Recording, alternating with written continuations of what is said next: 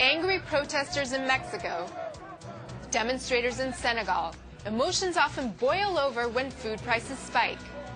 With commodity prices spiraling again, Asian policymakers are on guard for signs of unrest.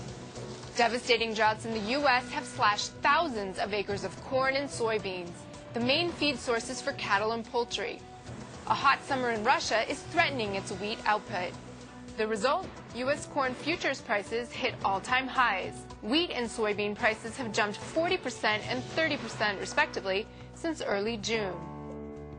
For consumers, that means forking over more dollars and cents for that burger or traditional pork bun.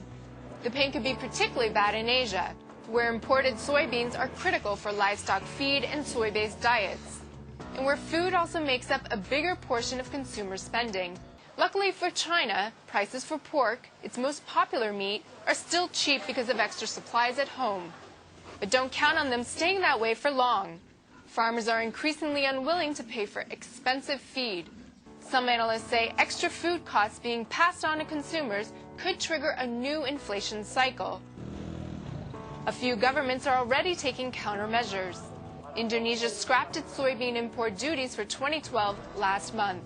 Worries over food prices are about the last thing Asian central bankers want on their plates as they tackle slowing growth. In several Asian countries, interest rates are already near record lows. But don't panic just yet. Important staples for Asia, like rice, are still relatively cheap. Dairy prices are steady. Still, with worries over growth rampant and leadership changes coming up, current trends give Asian policymakers plenty of food for thought. Lisa Thomas, Reuters.